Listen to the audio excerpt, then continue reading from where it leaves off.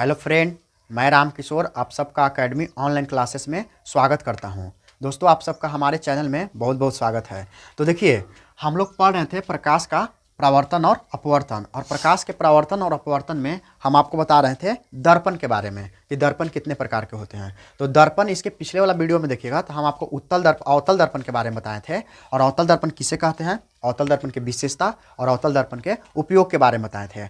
आज हम आपको बताएंगे उत्तल दर्पण के बारे में कि उत्तल दर्पण क्या है। तो उत्तल दर्पण क्या होता है इसके बारे में, और इसका क्या विशेषता है और इसका क्या उपयोग है, इस सब के बारे में हम आपको बताते हैं। तो चलिए आइए सबसे पहले देखते हैं कि अवतल दर्पण आखिर है क्या। अवतल दर्पण कहते किसे हैं? तो कहता है ना कि अवतल दर्पण के जो प्रावर्तक सतह रहता है ना, से उभरा हुआ रहता है। यानी कि अगर देखिएगा तो इस प्रकार ये अवतल दर्पण है, अवतल नहीं उत्तल दर्पण है।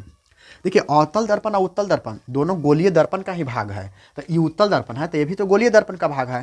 तो उत्तल दर्पण गोलीय दर्पण का एक भाग होता है जिसका परावर्तक सतह उभरा हुआ रहता है। यानी कि इसको हम ऐसे ही बोल सकते हैं कि वैसा दर्पण जिसका परावर्तक सतह उभरा हुआ रहता है उसे अवतल दर्पण कहा जाता है। सॉरी, अवतल नहीं, उत्तल दर्पण कहा जाता है। क्या कहा जाता है? उत्तल दर्पण। तो चलिए आइए हम इसका परिभाषा बताते हैं आपको।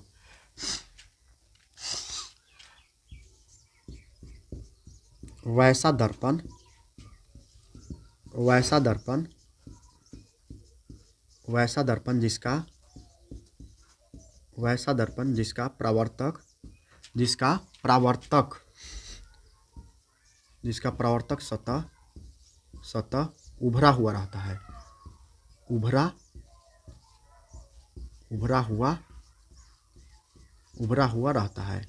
यानी कि वैसा दर्पण जिसका प्रावर्तक सतह उभरा हुआ रहता है, उभरा हुआ रहता है, उसे उसे उसे उत्तल, उसे उत्तल दर्पण, उत्तल दर्पण कहा जाता है। उसे क्या कहा जाता है? उत्तल दर्पण कहा जाता है। यानी कि सिंपल सा, ज़्यादा कुछ है नहीं, एकदम परिभाषा दम आसान है। यानी कि वैसा दर्पण जिसका परावर्तक सतह उभरा हुआ रहता है, उभरा हुआ रहता है, ये भा लिखल है, उभरा हुआ रहता है, उभरा हुआ रहता है, उसे उत्तल दर्पण कहते हैं। अब उत्तल दर्पण देखिएगा तो अभी तो बनाए उत्तल दर्पण, ये कौन सा दर्पण है? ये उत्तल दर्पण है। इसका परावर्तक सतह जो है ना से उभरा हुआ है, ये उभरा हुआ है यानी उठा हुआ रहता है, उसी को हम लोग क्या बोलते हैं? अवतल दर्पण, सॉरी उत्तल दर्पण बोलते हैं, उत्तल दर्पण इसको। अब देखिए, उत्तल दर्पण के हम आपको बताते हैं विशेषता के बारे में कि इसका विशेषता आखिर क्या है। तो आइए, उत्तल दर्पण की विशेषता, उत्तल दर्पण, उत्तल दर्पण की विशेषता। अब उत्तल दर्पण की विशेषता है, तो उत्तल दर्पण की अगर विशेषता की बात किया जाए तो इसका विशेषता हम आपको बताते हैं कि इसका विशेषता क्या है। तो कहता है ना कि उत्तल दर्पण में है ना हमेशा आभासी प्रतिबिंब बनता है। उत्तल दर्पण में, उत्तल दर्पण में हमेशा, उत्तल दर्पण में हमेशा आभासी, आभासी प्रतिबिंब बनता है, आभासी प्रतिबिंब बनता है। यानी कि दम हमेशा प्रतिबिंब बनता है, यानी कि आभासी बनेगा, कभी भी इसमें वास्तविक नहीं बनेगा। उत्तल दर्पण में हमेशा आभासी और हमेशा छोटा, अति बड़ा, छोटा बनेगा। और एक चीज़ और है कि आभासी तो बनवे करेगा, यानी कि प्रतिबिंब हमेशा आभासी बनेगा और वस्तु से हमेशा छोटा बनेगा। उत्तल, उत्तल दर्पण में प्रतिबिंब, प्रतिबिंब हमेशा,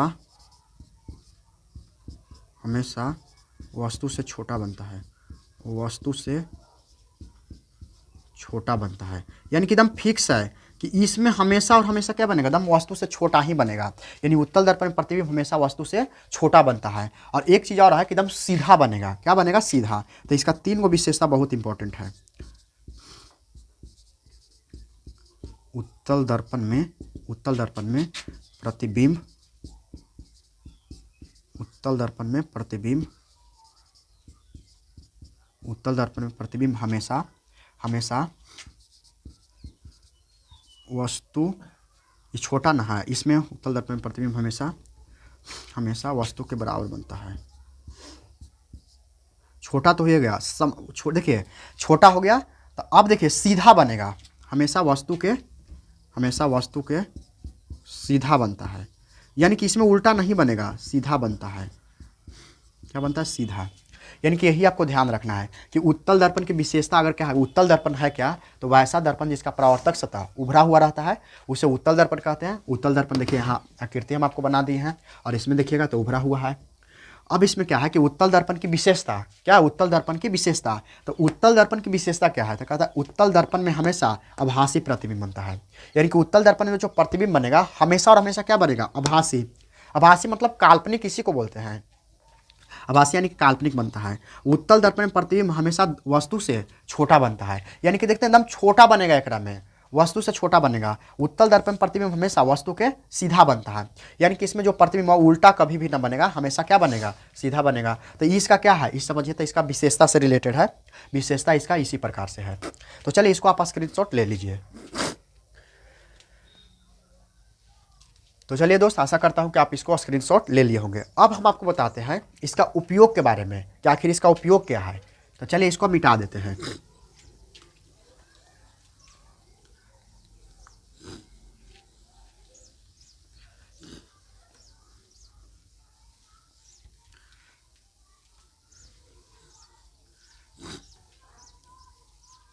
तो चलिए अब हम आपको बताते हैं उपयोग कि इसका उत्तल दर्पण का उपयोग क्या है।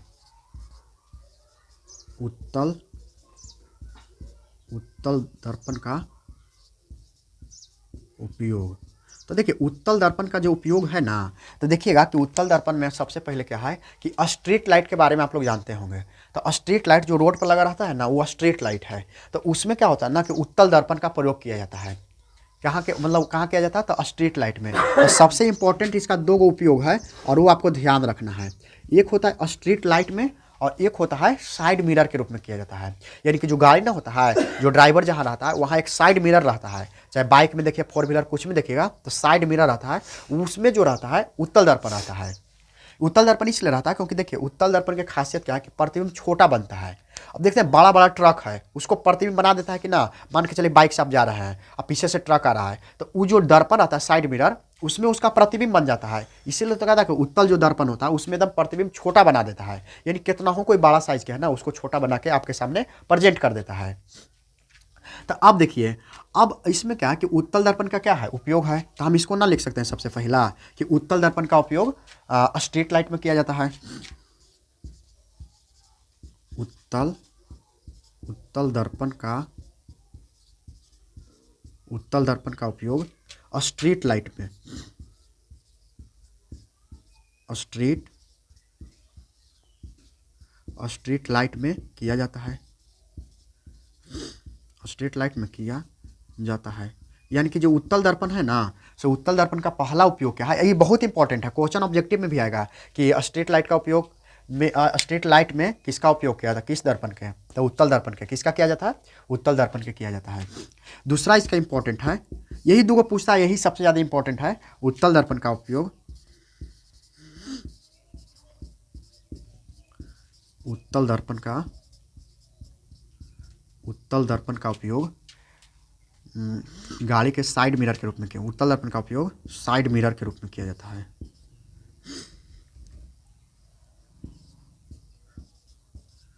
साइड मिरर के रूप में किया जाता है, मिरर के रूप में किया जाता है, रूप में किया जाता है। देखिए यही दो इंपॉर्टेंट है, इसको आप एकदम याद कर लेना है, ठीक ना, जैसे भी याद हो जाए याद कर ही लेना, कुछ है नहीं, एकदम आसान है। यानी कि अगर उत्तल दर्पण का उपयोग आया तो दो चीज़ तो है, एक स्ट्रेट लाइट है, दूसरा साइड मिरर। अब साइड मिरर की हिंदी में देता है पश्च दृश्य। पश्च दृश्य मतलब पीछे देखने वाली जो दर्पण है उसी को बोलते हैं पश्च दृश्य, यानी कि पीछे की वस्तु को देखा जा सकता है, उसी को बोलते हैं साइड मिरर, यानी पश्च दृश्य के बारे में। तो कभी कभी लिखा रहेगा साइड मिरर ना देके पश्च दृश्य लिखा रहेगा, ना तो साइड मिरर दे रहेगा और क्वेश्चन में लिखा रहेगा, तो उससे आपको समझ जाना है। तो देखिए आज हम आपको क्या बताएं, आज हम आपको बताएं उत्तल दर्पण, कि उत्तल दर्पण किसे कहते हैं। तो उत्तल दर्पण क्या है कि वैसा दर्पण जिसका परावर्तक सतह उभरा हुआ रहता है उसे उत्तल दर्पण कहते हैं, या उसे उत्तल दर्पण कहा जाता है।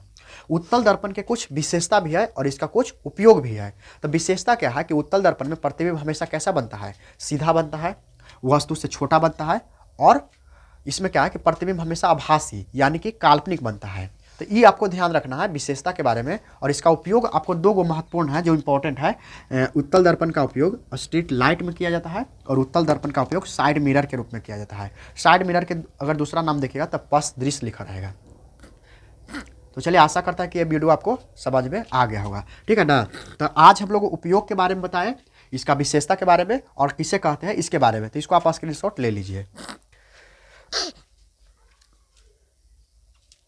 तो चलिए दोस्त, आपसे आशा करता हूं कि आप इसको स्क्रीनशॉट ले लिए होंगे। तो देखिए दर्पण हमारा समझिए ना, तो पूरा कंप्लीट हो गया। यानी कि दर्पण हम लोग कैसे पढ़ रहे थे, तो दर्पण क्या है कि दर्पण के दो भागों में बांट दिए थे, एक बांटे थे समतल और दूसरा गोलीय। समतल दर्पण के बारे में हम पूरा विशेषता और इसका उपयोग के बारे में बता दिए थे। उसके बाद हम लोग प्रवेश किए थे गोलीय दर्पण। गोलीय दर्पण किसे कहते हैं उसके बारे में बताए थे।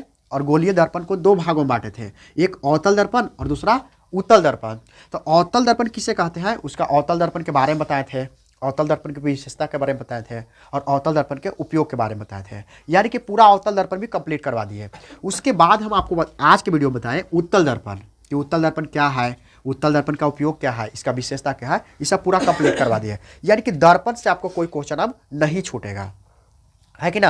यानी कि ऑब्जेक्टिव आ जाए सब्जेक्टिव आ जाए। हाँ, एक क्वेश्चन इसका और आ सकता है कि अवतल दर्पण और उत्तल दर्पण में अंतर लिखे, तो वो हम आपको अगले वीडियो में बता देंगे। उसके बाद आवर्धन भी बताएंगे, जो आवर्धन रहेगा ना उसके बारे में बता देंगे। तो अवतल और उत्तल जो रहेगा ना उसका हम अगले वीडियो में आपको बता देंगे, तो वहाँ से आप इसको देख लीजिएगा। तो दोस्त आज के लिए हम लोग इतना ही रखते हैं और फिर हम लोग मिलते हैं एक अगले वीडियो में।